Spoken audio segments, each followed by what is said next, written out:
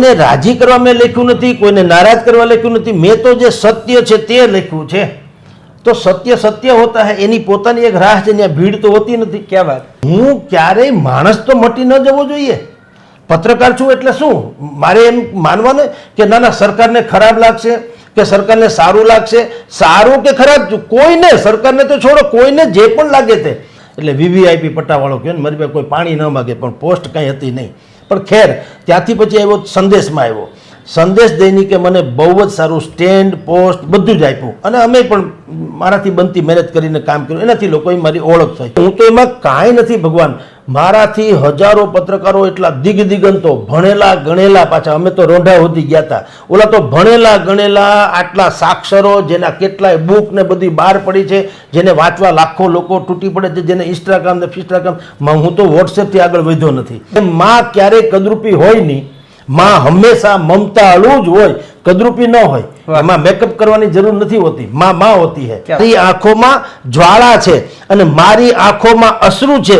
તું આગ લગાવી જાણે છે તો હું પ્રાણ લડાવી જાણું છું. થોડીક શિકાયત કરવી હતી, થોડાક ખુલાસા કરવાતા. ઓ મોત જરા રોકાઈ જતે, બે ચાર કામ અમારે પણ કરવાતા. આ શબ્દો થકી જગદીશ મહેતા સરે પોતાના અખબાર એટલે કે હેડલાઇન ન્યૂઝપેપરમાં જે રીતે તેઓ દરરોજ અલગ અલગ માધ્યમથી વાતો કરતા હોય છે, તે રીતે કદાચ જે શબ્દો તે બોલે છે તે કરી પણ જાણશે. કારણ કે રાજકોટ બંધનું જે ગઈકાલે એલાન હતું, તેમાં કદાચ ગુજરાતના અખબારના ઇતિહાસમાં પહેલી વખત કોઈ એવી ઘટના બની છે કે અખબાર છપાયું છે પરંતુ તેમાં સમાચાર નથી છપાયા. આ વિશે વધુ વાત કરવા માટે આપણી સાથે હેડલાઇન ન્યૂઝપેપર સાથે જોડાયા જગદીશ મહેતા સર જોડાયા છે. સર, ખૂબ ખૂબ સ્વાગત છે આપનું.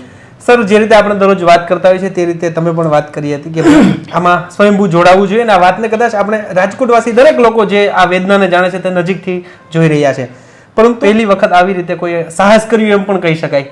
સર, કેવી રીતે આ વિચાર આવ્યો? કારણ કે સમાચાર નહોતા, અખબાર ભરેલું હતું, પણ સમાચાર નહીં, માત્ર વેદનાથી ભરેલું હતું. જો એક તો માહોલ જ એવો હતો કે આપણે કંઈક સંવેદનાપૂર્ણ રીતે વિચારવું જોઈએ. આપણે જો કોકને કહીએ તો પહેલાં તમે પાળી બતાવો. આપણે દર વખત એવી વાત તો કરીએ છીએ કે ભાઈ સલાહ અને ગાળ એ લગભગ આપવા માટે હોય છે, પાળવા માટે ઓછી. તો અમારી એડિટરની જે ટીમ છે તંત્રી વિભાગની, અનિરુદ્ધસિંહ નકુમ એ અમારા જે હેડ ઓફ ધ ડિપાર્ટમેન્ટ છે તે, બલરામભાઈ કારિયા ચીફ ક્રાઇમ રિપોર્ટર છે, અને હું, અમે લોકો બેઠા હતા. એમાં અનિરુદ્ધસિંહને પહેલાં એક જુદો વિચાર આવ્યો હતો, એ બંધની જેવો બંધનો વિચાર આવ્યો હતો. એમાંથી વાત નીકળી એટલે અમે ટીમમાં પછી એક સજેસ્ટ કર્યું ભાઈ કોઈ શું કે કોઈ શું કે. એમાં બલરામભાઈ કારિયાએ પણ કીધું કે આપણે સંપૂર્ણપણે બંધ રાખીએ, એના કરતાં બેટર સમથિંગ કંઈક જુદું કરી આપવું જોઈએ. અને મીનવાઇલ અમને એક એવો વિચાર આવ્યો કે આપણે બંધમાં જોડાવાનું તો કોઈને એમ લાગે કે પક્ષીય રાજકારણનો એક ભાગ બન્યો. બિલકુલ. અખબાર જે છે એ શું છે? સંસારનો આઈનો છે. સમાજમાં જે કાંઈ બને છે એ પડઘાય છે અખબારોમાં, એના થકી સરકાર સુધી વાત પહોંચાડવાની છે. તો અમે મેન્ટલી એવું વિચાર્યું કે આખું અત્યારનું જે પ્રકરણ છે હવે એમાં ખૂટે છે શું, લોકોને શેની તલાશ છે, કે શું ઝંખે છે સમાજ. બિલકુલ. તો બે ત્રણ વસ્તુ નિશ્ચિત. એક તો પીડિતો ન્યાય ઝંખે છે, એ તો ખેર દરેક પીડિત ન્યાય ઝંખતા હોય, પણ એ ઝંખે છે શું, એની વેદનાને કોઈ સાંભળનાર નથી. અને એની વેદના એટલે કે કોઈ એવો ખભો નથી કે જેની માથે એ માથું મૂકીને રડી શકે. યાર બિલકુલ. સરકાર એવી હોવી જોઈતી હતી કે પીડિતો જે છે એ સરકારને દ્વાર જઈને પોતાની આખી વેદના ઠાલવે અને રાજ્ય સરકાર એના માવતર બનીને એની વેદના સાંભળે. પણ કમનસીબી બહુ મોટો ખાલીપો એ બાબતમાં તો છે. એટલે જ તો બધા જ પીડિત લોકોએ આપણે એકી સાથે એક મંચ ઉપર આવીને અપીલ કરવી પડી. બિલકુલ. કે ભાઈ તમે કાલે બંધ પાળજો, આજે અમારા છે કાલે તમારા હોઈ શકે. એટલે એના આધારે અમે એક નિર્ણય કર્યો કે આપણે એક કામ કરીએ કે જે ખાલીપો છે, જે ખૂટે છે, વેદનાવાળી વાત, આપણે કેવળ એ જ ખાલીપો પૂરીએ. અખબાર હોય કે મીડિયા હોય, તમારું મેઇન ટાર્ગેટ તો શું છે? લોકોની યાતના કે લોકોના જે પ્રશ્નો છે એને સમાજ સુધી પહોંચાડવાની, સરકાર સુધી પહોંચાડવાની વાત છે ને. બિલકુલ. તો એના ઉપરથી અમને આઈડિયા આવ્યો. અને એક વિચાર તો મને ઘણા સમયથી હતો, જ્યારથી આ કાંડ બન્યું ત્યારથી. જે 25મી મે શનિવારે સાંજે આ બન્યું, બિલકુલ, તે દિવસે પણ અમે લોકોએ રાત્રે આવીને અહીંયા એક્સ્ટ્રા 26 પાનાનો અંક કાઢ્યો હતો. 25મી તારીખે શનિવારે અમારું છાપું તો બહાર પડી ગયું હતું, હેડલાઇન છાપું પ્રકાશિત થઈ ચૂક્યું હતું, રેગ્યુલર અંક જે હોય તે. પરંતુ આગ સાંજના 4-5 વાગ્યા પછી લાગી અને જાણ થઈ એટલે અમે રાતના પાછા અહીંયા ઓફિસે આવ્યા અને 26 પાનાનો અંક અમે પ્રગટ કર્યો બ્લેક એન્ડ વ્હાઇટમાં. ખેર, પણ તે દિવસે પણ મારા મગજમાં હતું કે કદાચ સરકાર બીજે દિવસે કંઈક આવી ઘોષણા કરશે, કારણ કે આ તો એવી મોટી દુર્ઘટના હતી, એવી મોટી કરુણાંતિકા હતી કે જે કોઈ માણસનું કોઈ સગા સંબંધી હોય કે ન હોય, આ દુનિયાના કોઈ પણ છેડે આ બનેલી હોય તો આપણા રૂવાડા ખડા થઈ જાય. તો અમને એમ હતું કે સરકાર કદાચિત એવું કરશે કે જો ભાઈ ઈરાનના રાષ્ટ્રપતિ ગુજરી જાય ને આખા દેશમાં એક દિવસનો શોક પાળવાની જાહેરાત કરાતી હોય તો આ તો આપણા દીકરા છે. તો સરકાર ચોક્કસ જ કમસે કમ રાજ્ય સરકાર એવું કંઈક કરશે કે આજનો દિવસ શોકની જાહેરાત કરે, એક દિવસના શોકની. પરંતુ કમનસીબે એવી કોઈ જાહેરાત ન થઈ. જાહેરાત તો ન થઈ. અહીંયા આવીને મંત્રીઓ એક વખત આવીને ફોટોજેનિક રીતે મળી ગયા, અને ફોટોજેનિક રીતે જ કહું છું, મળીને વયા ગયા. 4 લાખની જાહેરાત થઈ ગઈ સહાયની. એ પછી એના આંસુ લૂછનારું કોઈ સરકારી તંત્ર તરફથી ન મળ્યું. બધી લીપાપોથી ચાલી. એટલે અમને પછી કાલે મેં કીધું એમ કે અમે મિટિંગમાં બેઠા એટલે મેં કીધું કે હું પહેલે દિવસથી એવું વિચારતો હતો કે આ રાજ્ય સરકારે આવી કરુણાંતિકાઓ માટે થઈને એનો ધ્વજ અડધી કાઠીએ ફરકાવવો જોઈએ. બિલકુલ. કારણ કે આ કંઈ જેવી તેવી ઘટના નથી. પણ એણે ન કર્યું તો આપણે મેં અનિરુદ્ધભાઈને ને ભાઈ અમારા બલરામભાઈ ચીફ રિપોર્ટર છે ક્રાઇમના, એને કીધું કે કામ કરીએ. મેં ડ્રોઈંગ કરી આપ્યું કે આપણે આ સિમ્બોલિક ધ્વજ અડધી કાઠીએ ફરકાવીએ. નીચે અમે જે છે, તમે જે દ્રશ્ય જુઓ છો ફ્રન્ટ પેજ ઉપર નીચે છે એ TRP ઝોનનો એ સાઇટનો ફોટો છે અત્યારનો, જ્યાં 27 બાળકો કે જીવ જે છે એ રાખ થઈ ગયા. અને અત્યારે ત્યાં બધું જ સાફ સફાઈ કરી નાખવામાં આવ્યું છે અને આખો ખુલ્લો પ્લોટ છે. બાકીનો કાટમાળ બાજુમાં પડ્યો છે, જે કાટમાળ અમારા દીકરાના હાઈટ કાંઈ હોઈ શકે એના જેવી કાટમાળની વાત કરું છું. તો અમે એ સાઇટનો ફોટો લીધો અને એમાં અમે ધ્વજ એક સિમ્બોલિક ચૈત્રિક કરીને એક ધ્વજ મૂક્યો. અને ધ્વજ, ભારતીય ધ્વજનું આપણે અપમાન કે નીતિ નિયમ ન કરી છે આપણે જાણીએ છીએ, એટલે અમે હેડલાઇન નામનો ધ્વજ બનાવ્યો, હેડલાઇનનો ધ્વજ. અને એ ધ્વજ અડધી કાઠીએ ફરકાવ્યો બ્લેક એન્ડ વ્હાઇટમાં કે ભાઈ આખા રાજકોટનો કમસે કમ આ ધ્વજ જે માનવતાનો ધ્વજ જે છે એ આજે પહેલી માસિક પુણ્યતિથિએ એ અડધી કાઠીએ ફરકે છે. નંબર 1. નંબર 2 કે સમાચારો તો દિન પ્રતિદિન આવતા જ રહેવાના. મેં આમાં લખ્યું છે એ પ્રમાણે કે ભાગીરથી ગંગા જો કોઈ દિવસ ખળખળ વહેતી બંધ ન થાય એમ સમાચારો ક્યારેય ખૂટે નહીં. એટલે બેટર વે કે આજે બધા જ શું સમાચાર આપશે અમને ખબર છે. સજ્જડ બંધ રહ્યું, લોકોએ બંધ પાડ્યો વગેરે વગેરે, એ તો હતું જ, થવાનું હતું. કોઈ એવી વાત તો નહોતી જ કે તમે વિશેષ કરીને કહી શકો. પણ આ બધી જ કોલાહલમાં મૂળ વાત જો દબાઈ જાય, લોકોની જે પીડિતો છે એની યાતના, એની વાત, એની માગણી એ દબાઈ જાય અને બંધ સજડ્યું, કોંગ્રેસ સફળ થઈ, ભાજપને બેકફૂટ ઉપર આવી ગયું, ભાજપ બેકફૂટ, એવી વાતો વિશેષ કરીને થવાની આપણને ખબર હતી અને સ્વાભાવિક છે એ થાય. પણ મૂળ જેને કારણે બંધ રહ્યું, જેના માટે બંધ રહ્યું, જેના માટે થઈને આ બધી જ આખી તમારી મારી કરુણાંતિકા સર્જાય એવું માનીએ છીએ, તો એની વાત તો ક્યાંય આવવી જોઈએ. નો ડાઉટ કોંગ્રેસે સારું જ પગલું ભર્યું છે, બંધ રખાવીને આખી આ વાતનો પડઘો ઠેઠ ગાંધીનગર પડે એવું કામ ચોક્કસ કર્યું છે. પણ આપણે એના સ્વજનો તરીકે શું કરી શકીએ? એટલે અમે એક વિચાર કર્યો કે આજનો અંક આખો મૃતાત્માઓના એને અર્પણ કરીએ. નંબર 1. અને અર્પણ એને કરીએ અને એ જે પીડિતો છે, સ્વજનો જે છે એની યાતના રજૂ કરીએ કે ભાઈ એક તો એ જે યાતના રજૂ કરતા હોય તે બાજુમાં જે તસવીર છે જે તે પીડિત પરિવાર છે એના સ્વજનની છે, જે આનો ભોગ બન્યા હોય તે, એ ભોગ બન્યા છે તેની વાત રજૂ કરી છે. અહીંયા જે તે પરિવારની વાત રજૂ કરી છે. પ્રત્યેક પાને કોઈ સમાચાર ન લીધા, બધા જ સમાચારો આપણી પાસે હતા જે બીજા દૈનિકોથી માંડીને મીડિયામાં હોય, ઓબ્વિયસલી હોય. પણ એ અમે એમ નક્કી કર્યું કે આજે તો કેવળ ને કેવળ વેદનાને જ હેડલાઇન બનાવવી. અને અમે એ પ્રયોગ કર્યો જેને બહુ સારો બધા લોકોએ રિસ્પોન્સ પણ આપ્યો. અને આ યોગાનુયોગ પછી અમે લખ્યું એટલા માટે નહીં કે કોઈને એમ ન લાગે કે આમાં કોઈ ગિમિક્સ કે પોલિટિક્સ છે. બાકી ગઈકાલે એટલે કે 25મી તારીખ જે જૂનની હતી એ કટોકટીનો કાળો દિવસ પણ હતો, બિલકુલ રાજકીય રીતે. તો ગઈકાલે આપણે ત્યાં માનવતાની કટોકટીને 1 મહિનો થયો હતો. માનવતાની કટોકટી સરકાર દ્વારા જે માનવતા દાખવવી જોઈએ એ ન દાખવી, એ ઘટનાને પણ 1 મહિનો પૂરો થયો પણ અમે બુદ્ધિપૂર્વક એ કટોકટી શબ્દનો ઉલ્લેખ ન કર્યો કે કોઈને એમ ન લાગે કે એમાં પોલિટિક્સ, અને આપણો ઈરાદો નહોતો. અમારો તો સાફ દિલથી અને નેક દિલથી નમ્ર ભાવે અમારો ઈરાદો એ હતો કે જે લોકો આમાં પીડિત બન્યા છે એની વેદના જે છે એ સરકાર સુધી પહોંચે. આ અંક જે આખો 26 પાનાનો જે છે સરકાર પાસે દસ્તાવેજી પુરાવા રૂપે જાય કે આ ખંડેરોની વાણી છે, તમે સાંભળો. આ તમે જે વાત કરો SIT 2 નિમો કે સત્યશોધક સમિતિ નિમો કે ગમે તે કરો, જનતાના મગજમાં જે છે એ આ જ છે. અને તમે જો કોઈ પણ માણસના મૌનને ઓળખી નહીં શકો તો શબ્દો ક્યારેય પાળખી નહીં શકો. મૌન વાંચતા શીખો. લોકોની લાગણી જે છે એને શબ્દોમાં ઢાળી ન શકે તો એના આંસુના અક્ષરો ઉકેલતા તમને આવડવું જોઈએ. એનું નામ સરકાર. મૌન વિશેની અમે વાત કરી કે મૌન કહો તો એક શબ્દ છે, મૌન કહો તો એક શબ્દ છે. અને આમ જુઓ તો વાણી, પણ આબથી જુઓ બરફ પડે છે ને પળમાં વહેતું પાણી. જ્યાંથી બરફ પડે તો અહીંયા પાછું પાણી થઈ જાય ને એમ. અને રહસ્ય પછી આ જિંદગી જોને બેઠી ઘૂંઘટ તાણી. આટલા દિવસ થયા, આ આખી જિંદગી એટલે સરકાર નામની જે ચીજ છે ઘૂંઘટ તાણીને બેઠી એવું લાગે છે કે રહસ્ય પછી આ જિંદગી જોને બેઠી ઘૂંઘટ તાણી અને નદી સરોવર સમંદર જળની જુજવી હોય કહાની. દરેક પાણીની એક આંસુની દરેકની પણ એક અલગ અલગ કહાની હોય છે. એટલે મેં દરેક પાને એક પીડિતોની યાતનાને જે છે એને વાણી સ્વરૂપે રજૂ કરવાનો મેં નિર્ણય કર્યો. અને આ રીતે અલગ એંગલથી છાપું જે છે એ લોકો પ્રત્યેનું, લોકો માટેનું, લોકો દ્વારા તૈયાર થતું, જેમ આપણે લોકશાહી માટે કહીએ છીએ એવો એક પ્રયોગ કરવાની કોશિશ કરી.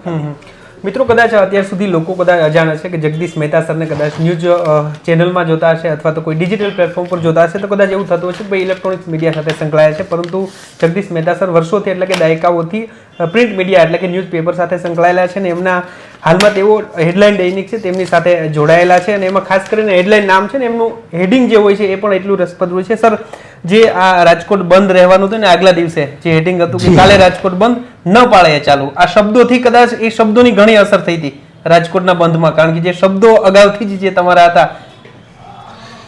એનું કારણ છે સાહેબ, જે આપણે ચોથી જાગીર આમ તો કહેવાય છે અખબાર, રાઈટ?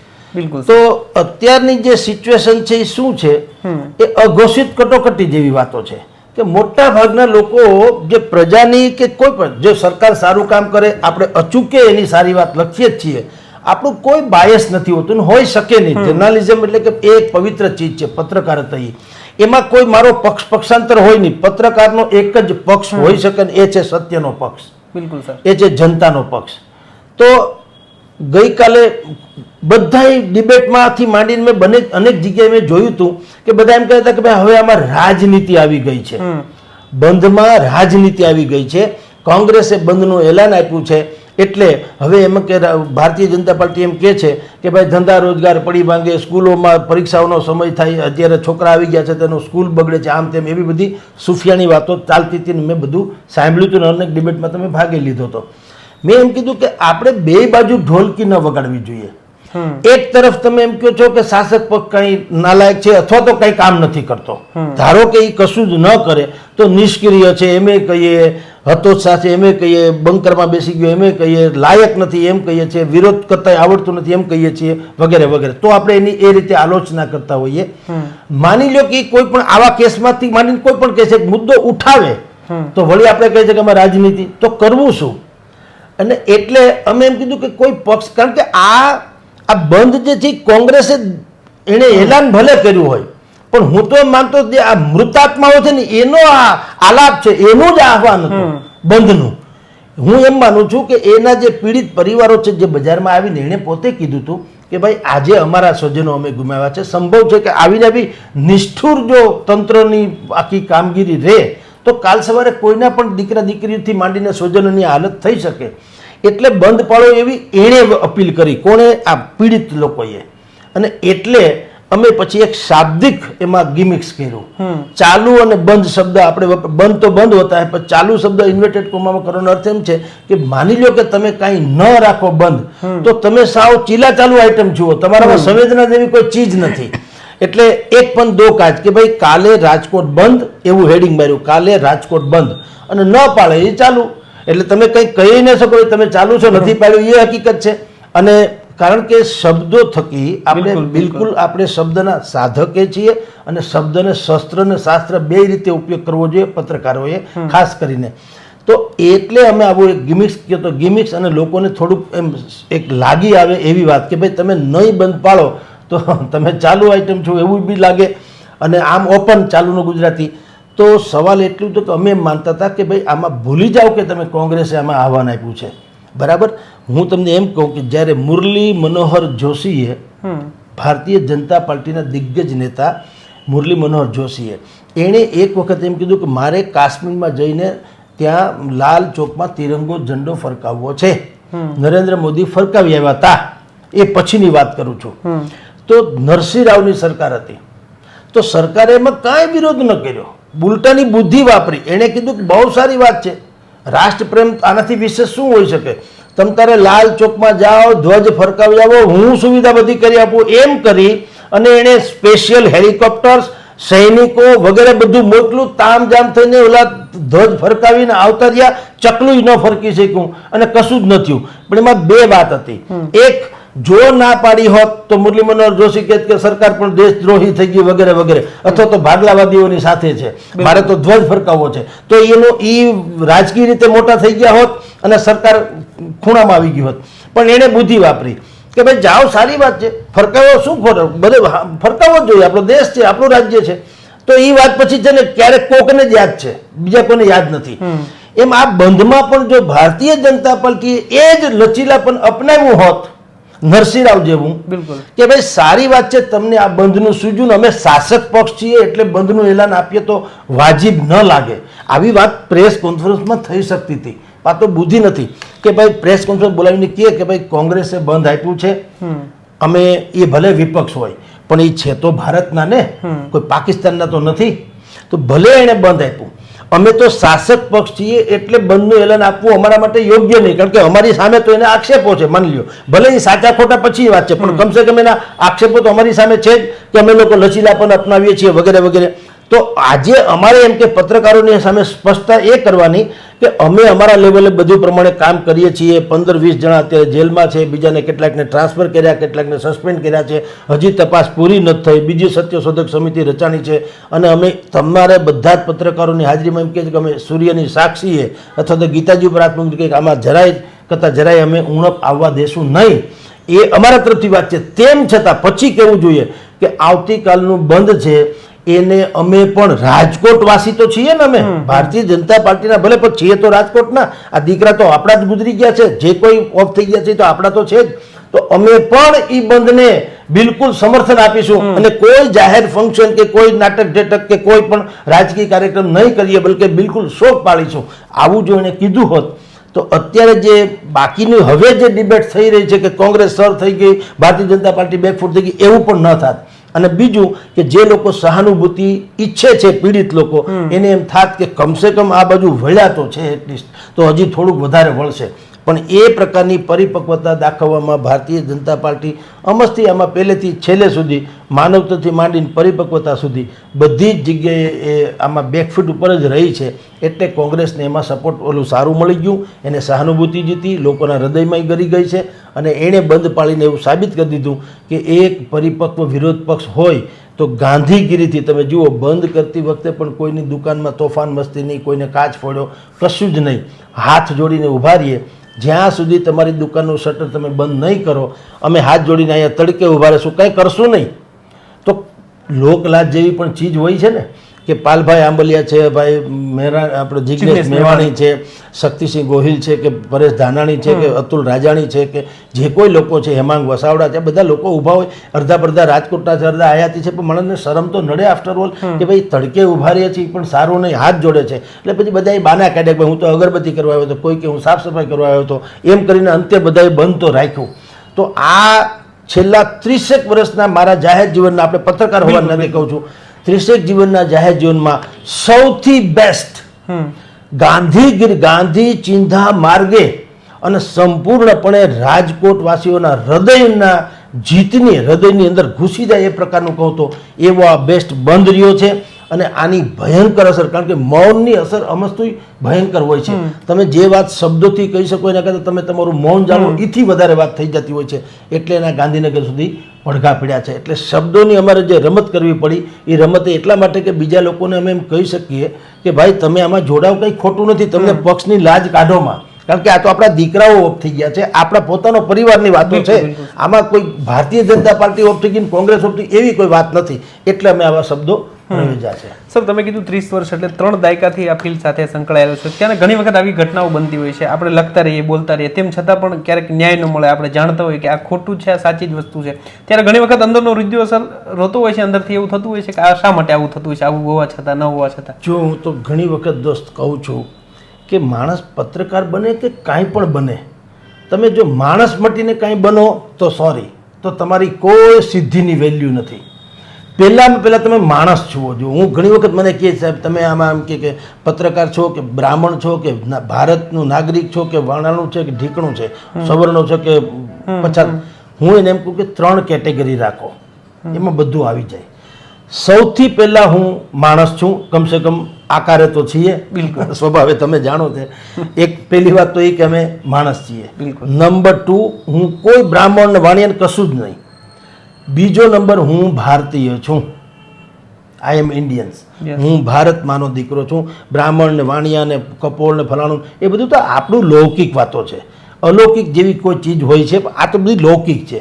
અને એ ફાટા જે છે ને એ કેવા હોય છે, આપણે ગામડામાં જવું હોય ને તો રોડે હોય ને એક ગાડાવટે હોય, એક કેડી હોય, બીજી હેઠે હેઠે હેલા જાવ તો તમે ટૂંકમાં પહોંચી જાવ. પણ એનો અર્થ નથી કે મેઇન માર્ગ છે. મેઇન માર્ગ તો જુદો જ હોય છે, જે તમને મળે આમાં ગૂગલના સર્ચમાં પણ એવો. તો આપણે મેઇનમાં શું છે, સૌથી પહેલાં આપણે માણસ તરીકે અવતર્યા છે, નંબર 1. બીજો, હું ભારતીય છું. અને પછી હું પત્રકાર છું. પત્રકાર મારું પ્રોફેશન છે, તમે સમજો.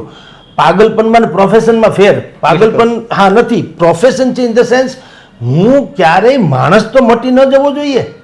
પત્રકાર છું એટલે શું, મારે એમ માનવાનું કે ના ના સરકારને ખરાબ લાગશે કે સરકારને સારું લાગશે, સારું કે ખરાબ કોઈને, સરકારને તો છોડો, કોઈને જે પણ લાગે તે. આજે બુધવાર છે તો છે, બિલકુલ. એમાં તમને નથી ગમતું એ તમારો વિષય છે. તમને ગમે કે ન ગમે, આમાં અમુક વસ્તુ તો છુપાતી નથી. આપણે નથી કહેતા છંદમાં કે તારો કે જો તમે ચંદ્ર છુપે નહીં, સૂર્ય છુપે નહીં, બાદલ છાયો, કોઈ વસ્તુ છુપાતી તો હોતી નથી. તો જે જગ જાહેર છે એમાં વળી ઢાંકો ડૂંબો શું, બરાબર.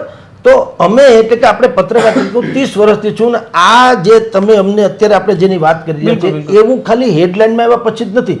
પૂર્વમાં હું સંદેશથી મારી કેરિયર શરૂ થઈ. એ પહેલાં હું બોમ્બેમાં હતો અભિયાન મેગેઝિનમાં.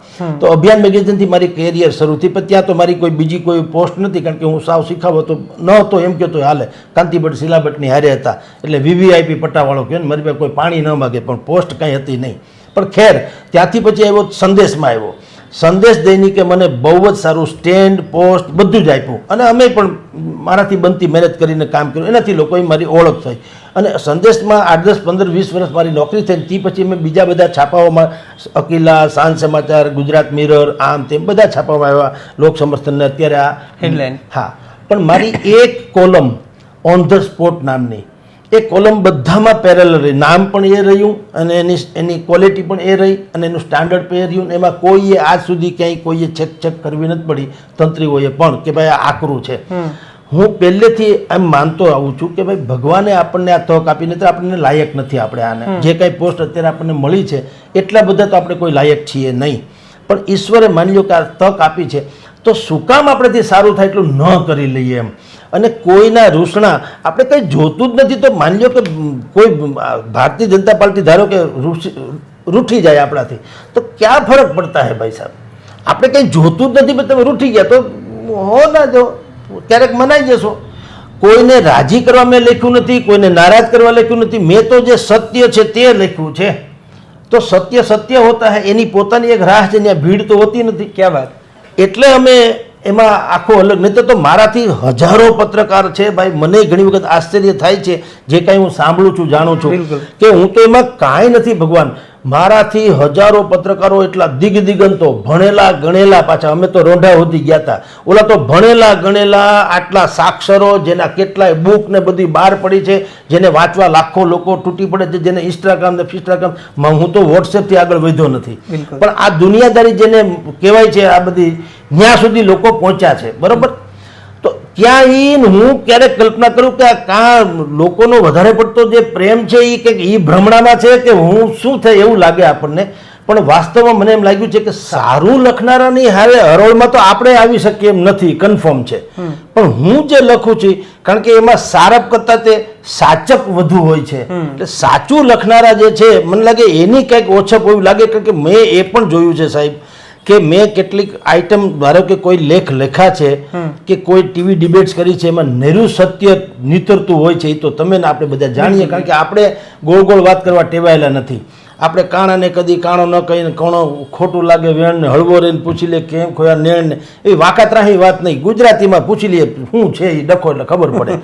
તો એવી સીધી વાત કરીએ છીએ. તો મેં જોયું, મારા આ 1-1.5 વર્ષનો જ મારો અનુભવ છે, આ ટેલિમીડિયા મારો વ્યવસાય નહીં, મારો રસનો વિષય નહીં, મને ખબર નથી આ વિષયથી, જેમ તમે અત્યારે બધું જાણો છો કે હું ખાલી વોટ્સએપ સુધી પહોંચ્યો છું, પણ મેં એમ જોયું છે સમાજનો કે બહુ મોટો તબકો, સમાજનો બહુ મોટો તબકો, એ લોકો સત્યને ઝંખે છે અને એમાં જરાય સ્વરૂપવાન એને સત્યને સ્વરૂપવાન બનાવીને પીરસવાની જરૂર નથી, જેવું છે એવું પીરસી દો એમ કે છે.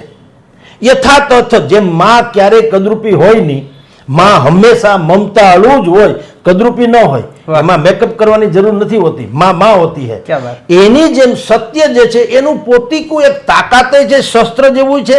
નહીતર તમે ને હું બધાય જાણીએ છીએ કે રાજકોટમાં રહેવું અને રીબડાથી માંડીને ગોંડલ સુધીની વાતો કરવી, જે કાંઈ છે તે, એ મેં તો કેટલાક લોકોને પૂછ્યું, ઘણા લોકો એમ કહે છે કે તમે હજી જીવો છો આ વાત કર્યા પછીથી.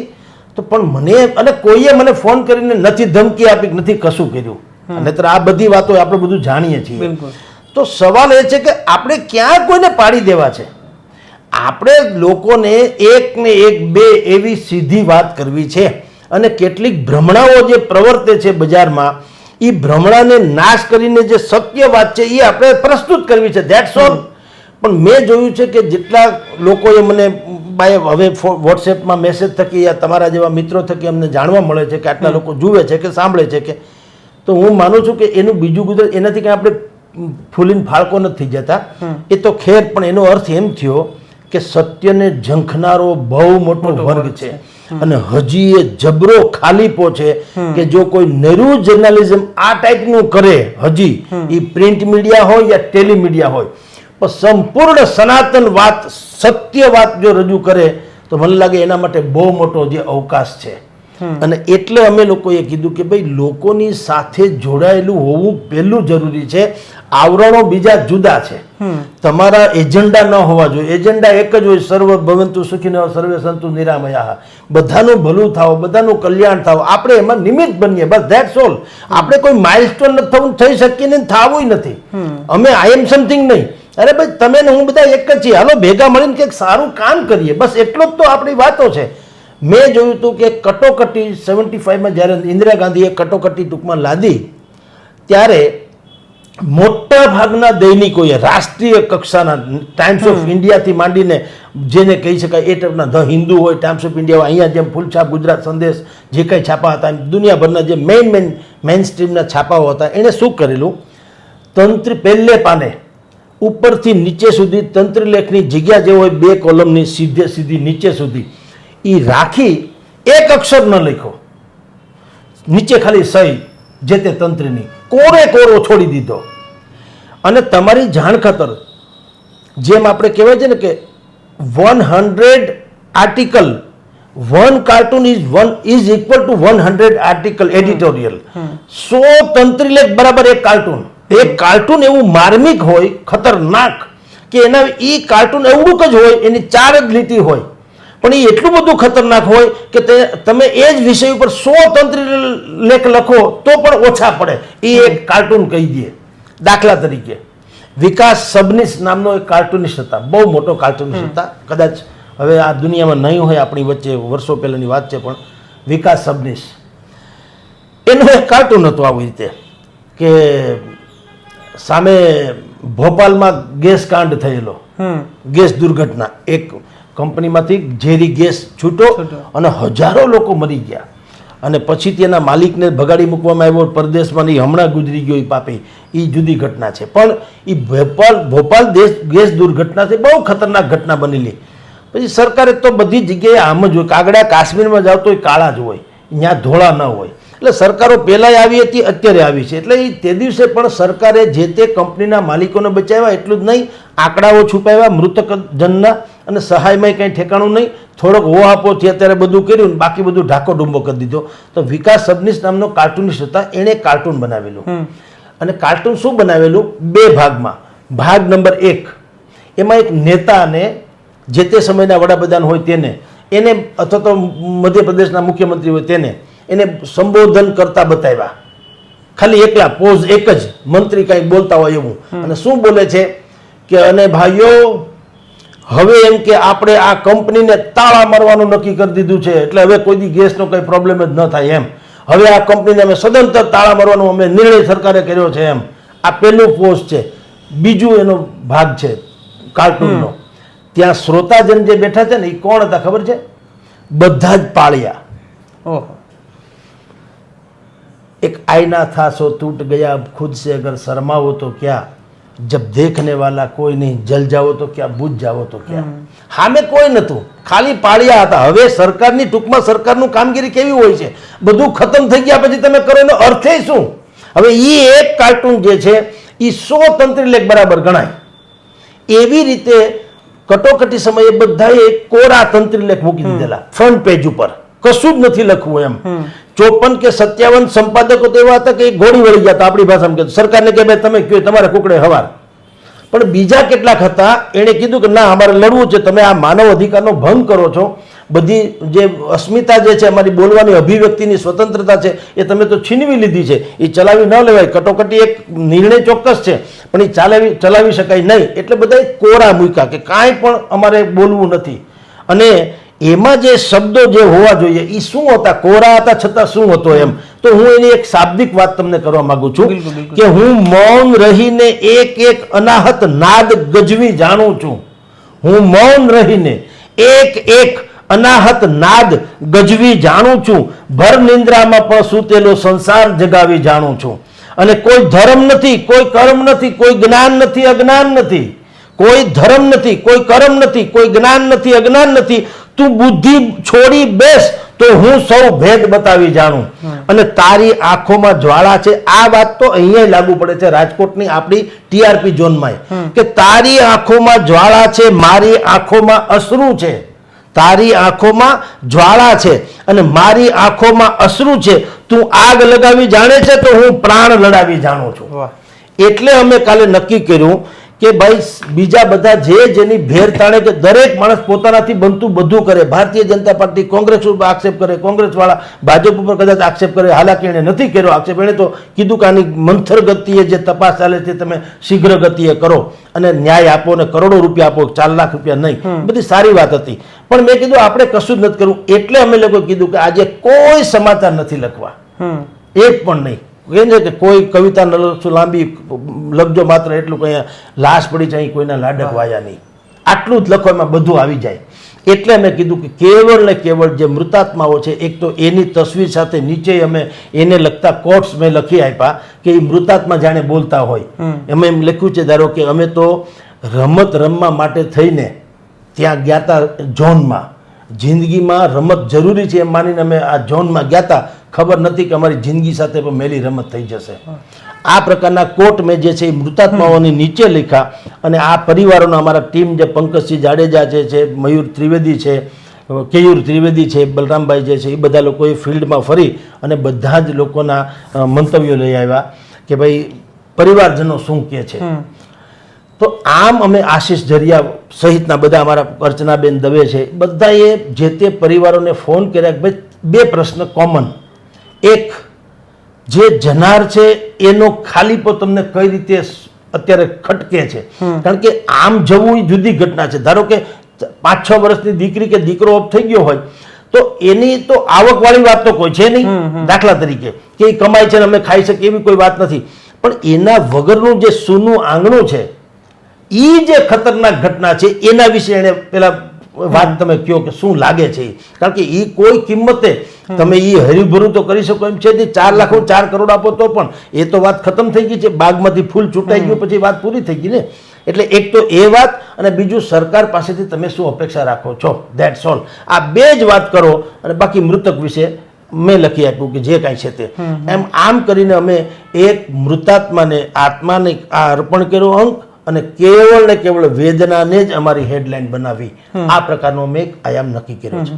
સર અંતિમ વાત, કારણ કે આપણી સાથે ન માત્ર ગુજરાત પરંતુ જ્યાં જ્યાં ગુજરાતીઓ વસતા હોય છે તે તમને જોતા હોય છે અમારા માધ્યમથી, તો સર લોકો સુધી કદાચ બધા લોકો સુધી ન્યૂઝપેપર પહોંચવું મુશ્કેલ બની જતું હોય છે, પરંતુ હવે સોશિયલ મીડિયા છે તો હેડલાઇન ન્યૂઝપેપર એમાં, કારણ કે અનિરુદ્ધભાઈ, બલરામભાઈ, તમે ઘણા એવા નામાંકિત પત્રકારો આ ન્યૂઝપેપર સાથે જોડાયેલા છે, તો લોકોને આપણા હેડલાઇન ન્યૂઝપેપર વાંચવું હોય તો કેવી રીતે એમના સુધી પહોંચી શકે, એ કેવી રીતે વાંચી શકે?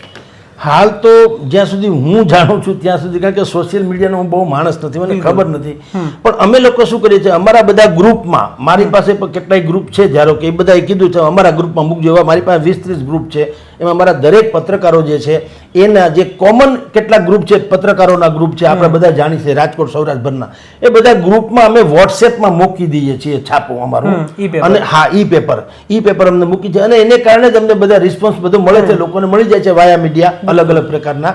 અને બાકી અમારા જે છે અમારી પોતાની વેબસાઇટ જેવું છે એમાં પણ અમે મૂકીએ છીએ રાધર. પણ એના કરતાં વિશેષ હું તમને કહું આ છે કે તમારા મારા જેવા જે બધાના ગ્રુપમાં હું મૂકું, તમને સારું લાગે તમે બીજાના ગ્રુપમાં ફોરવર્ડ કરો છો, આ પ્રકારનું અમે એક બીજું વાત એ માનીએ છીએ કે નહીતર અમે પ્રિન્ટ કરાવી શકીએ અને 500, 2, 5, 10,000 કોપી અહીં નાખવું તો નખાવી શકીએ વગેરે વગેરે.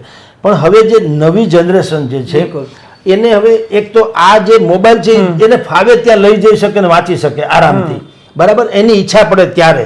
એના માટે તેને વિશેષ એને કંઈ જોગવાઈ કરવાની જરૂર નથી રહેતી. અને નવી પેઢીને બીજું કંઈ ગમતું નથી, એ ઓન ધ સ્પોટ ફટાફટ જે જોતું હોય સારું લાગે એ કટિંગ કરીને ફોરવર્ડ કરે છે. અમારી કોપી પ્રિન્ટિંગમાં તો ખાલી લીગલિટી વાળી જેટલી જતી હોય એટલી જતી હોય, પરંતુ ઓનલાઈન જે છે અહીંથી માંડીને અમેરિકા, ન્યૂ જર્સીથી માંડીને બધા લોકો આજે અમે જે ગઈકાલે જેની અત્યારે આપણે ચર્ચા કરીએ છીએ એ અંક વિશે અમને દુનિયાભરમાંથી એટલા બધા સરાહના કરવામાં અમને બધા મેસેજીસ આવ્યા છે. આજે અમે એની એક આઇટમ બનાવી છે, આપણે થાકી જઈએ પછી કેટલાક નામ લખવા, એટલે જેટલા શક્ય એટલા લખ્યા છે. તો ટૂંકમાં આ રીતે એકદમ સ્પ્રેડ થઈ જ જાય છે, અને અમારી કલ્પના કરતાં પણ વિશેષ મેં કીધું તેમ લોકોનો આમાં અભૂતપૂર્વ પ્રેમ અમને સાંપડી રહ્યો છે. ખૂબ ખૂબ આભાર સર અમારી સાથે જોડાયા. તો હતા જગદીશ મહેતા સર, જે રીતે તેમણે વાત કરી કે એક પોતાનો એક વિચાર હતો, તેના કારણે એક અખબાર છપાયું હતું પરંતુ એમાં સમાચાર નહોતા છપાયા, અને સર જે રીતે વાત કરી તમે સોશિયલ મીડિયાના કોઈ પણ માધ્યમથી હેડલાઇન ન્યૂઝપેપર છે તે વાંચી શકો છો. તો અત્યારે બસ આટલું જ, ફરી મળીશું વાત ગુજરાતી પર.